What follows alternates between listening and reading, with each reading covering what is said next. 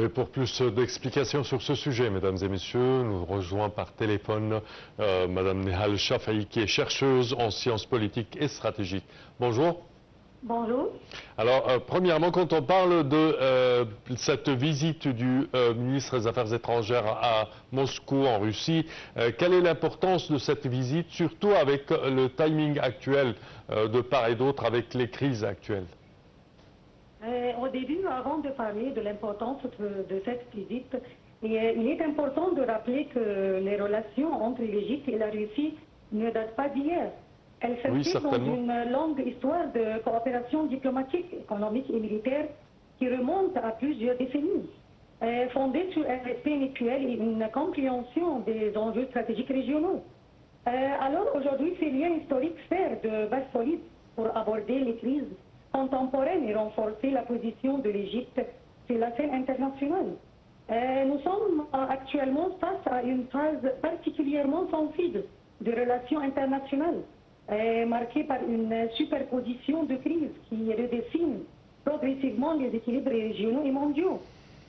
Dans ce contexte, la visite du ministre des Affaires étrangères Bedr Abdelatty en Russie prend une dimension stratégique majeure. Elle ne peut pas être réduite à un simple échange diplomatique, mais s'inscrit dans une démarche plus large visant à anticiper les évolutions, à contenir les tensions et à renforcer la capacité d'action de l'Égypte. Donc le choix de Moscou reflète une convergence d'intérêts entre deux acteurs qui cherchent à préserver un certain équilibre dans un environnement de plus en plus instable. D'autre part, cette visite envoie un message clair que l'Égypte ne se contente pas de réagir aux crises. Elle cherche à en influencer les trajectoires. D'emblée, cette visite revêt une importance stratégique exceptionnelle, car elle intervient à un moment de recomposition accélérée de l'ordre régional et international. Il ne s'agit pas d'une visite donc diplomatique de routine, mais d'un déplacement calculé dans un contexte de tension extrême, marqué par une confrontation indirecte entre les États-Unis, Israël et l'Iran, avec un risque réel de basculement vers une guerre régionale élargie. Pour le choix du timing est en soi un message politique fort, parce que l'Égypte cherche à activer ses partenaires internationaux pour contenir l'escalade, tandis que la Russie, confrontée à une pression occidentale croissante, cherche à consolider ses alliances avec des puissances régionales clés. Plus profondément, cette visite traduit une convergence de vision, celle d'un monde qui ne peut plus être géré par un seul centre de décision. Le Caire et Moscou donc s'inscrivent dans une logique multipolaire où la gestion des crises passe par la coordination entre acteurs influents capables de dialoguer avec toutes les parties. En fait, cette visite est à la fois un instrument de gestion de crise immédiate et un signal stratégique sur la reconfiguration des équilibres internationaux. Oui, quand on parle également de la crise actuelle au Moyen-Orient, la guerre américano-israélienne contre l'Iran, comment voyez-vous les efforts conjoints de l'Égypte et de la Russie afin de stopper cette guerre américano-israélienne contre l'Iran? Pour revenir au développement récent, il est clair que le conflit a déjà éclaté et la région traverse une phase de confrontation directe et de tensions aiguës. Dans ce contexte, l'Égypte et la Russie se sont rapidement mobilisés pour jouer un rôle déterminant dans la stabilisation immédiate de la situation et dans la recherche d'un cessez-le-feu durable. L'Égypte agit en tant que médiateur stratégique, utilisant ses liens historiques avec Téhéran, ses relations solides avec les États-Unis et d'autres partenaires, lequel facilite alors des communications directes et discrètes, permettant de limiter l'intensité des frappes et d'éviter une escalade incontrôlée. Tandis que la Russie, de son côté, exerce une pression diplomatique à plusieurs niveaux, en encourageant toutes les parties à privilégier des solutions politiques et en fournissant des garanties sur la sécurité régionale. Le effort conjoint ne se limite pas aux déclarations officielles. Il inclut des réunions bilatérales et multilatérales, ainsi des échanges d'informations stratégiques et la formulation des propositions concrètes pour imposer un cessez-le-feu. Cette coopération démontre que l'Égypte et la Russie jouent un rôle actif pour influencer la trajectoire des événements, stabiliser la région et transformer une confrontation directe en un processus de dialogue et de négociation. Oui, quand on parle également de la crise palestinienne, surtout avec le conflit à Gaza et dans la Cisjordanie occupée, comment voyez-vous les positions de l'Égypte et de la Russie concernant cette crise? Ce point est fondamental parce qu'il permet de comprendre la cohérence stratégique entre les deux pays. Cette convergence ne se limite pas à un alignement des discours. Elle repose sur une lecture commune de causes profondes de l'instabilité régionale. Les deux pays considèrent que la marginalisation progressive de la question palestinienne a contribué à créer un vide stratégique qui a été comblé par des dynamiques de confrontation et de radicalisation. Oui. Ils rejettent une approche qui consisterait à traiter la crise uniquement sous un angle sécuritaire. L'Égypte agit dans une dimension concrète et opérationnelle, en intervenant dans le processus de médiation, en facilitant le cessez-le-feu et en gérant les urgences humanitaires. La Russie, quant à elle, agit dans une dimension plus structurelle, en plaidant pour une réintégration de cette question dans les priorités de l'agenda international.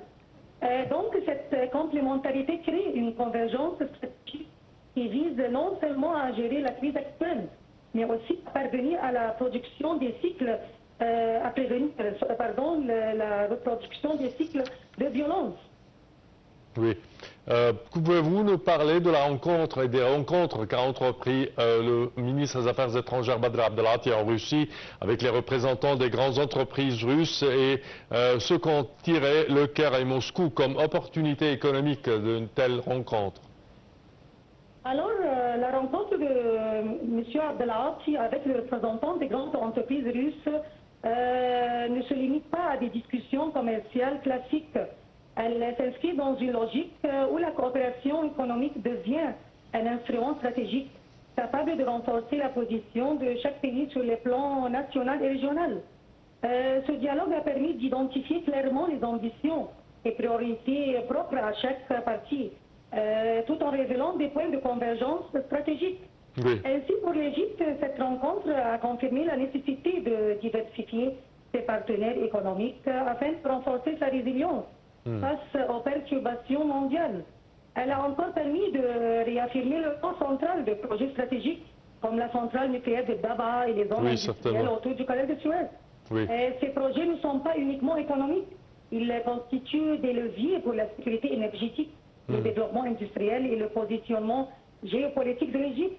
Le Caire tire également des enseignements sur la manière de transformer les investissements étrangers en outils diplomatiques capables de soutenir sa capacité d'influence régionale et de stabiliser l'environnement stratégique. Oui. En revanche, pour la Russie, cette rencontre a représenté une opportunité de renforcer sa présence économique dans une région stratégique en s'appuyant sur un partenaire stable et central comme l'Égypte.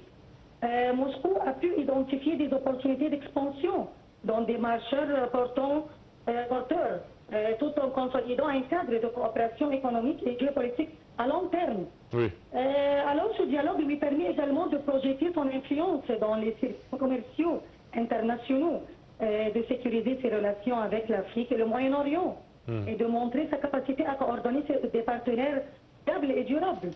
En somme, ce que tirent les deux parties de ce dialogue dépasse la simple dimension économique. L'Égypte obtient des leviers concrets pour son développement industriel et énergétique, tout en renforçant sa diplomatie et sa capacité d'influence régionale.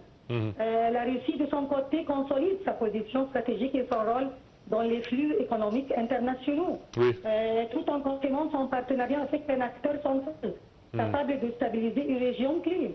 Ainsi, cette rencontre illustre parfaitement comment la coopération économique peut devenir un vecteur de stabilité, de puissance et de coordination stratégique. Certainement. Où chaque partie agit selon ses priorités indépendantes, mais complémentaires, dans une dynamique qui contribue à la fois à la prospérité et à la sécurité régionale. Oui, on a vu jeudi le début de cette visite du ministre des Affaires étrangères en Russie, sa rencontre avec le président russe Vladimir Poutine et également le ministre des Affaires étrangères Sergei Lavrov. Quels sont les principaux messages adressés par le président Poutine à l'Égypte lors de l'accueil du ministre des Affaires étrangères Badr Abdelatty? En effet, le président Vladimir Poutine a transmis des messages d'une portée stratégique importante. Révélant la vision russe de l'équilibre régional et la reconnaissance du rôle unique de l'Égypte dans cette dynamique. Tout d'abord, Poutine a souligné la centralité de l'Égypte dans la stabilité du Moyen-Orient.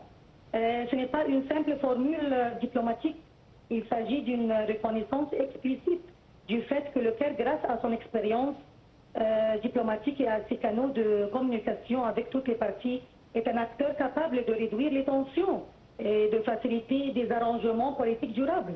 Oui. Cette déclaration met en lumière la valeur de l'Égypte comme interlocuteur fiable, capable d'influencer la trajectoire de crise régionale complexe.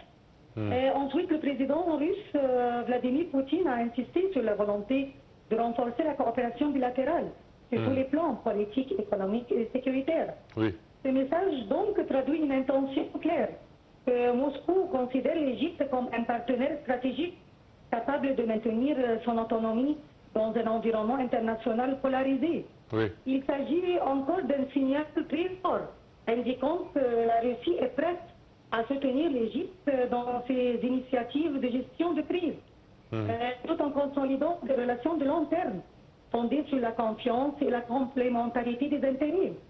Un autre point très crucial concerne l'importance de privilégier les solutions politiques et diplomatiques. Dans le contexte de tensions entre l'Iran, Israël et les États-Unis, Poutine a réaffirmé que la voie de la négociation, de la médiation et du dialogue doit primer sur l'escalade militaire. Ce message s'inscrit donc dans une logique de prévention des conflits et souligne l'importance d'une approche coordonnée avec des acteurs régionaux stables dont l'Égypte est un pilier. Enfin, Poutine a abordé la dimension économique stratégique à travers la coopération dans des projets clés, notamment la centrale nucléaire de Daba et les zones industrielles au sud du canal du Suez. Ces initiatives ne sont pas de simples investissements. Elles sont conçues comme des leviers pour renforcer la sécurité énergétique, le développement industriel et le positionnement géopolitique de l'Égypte.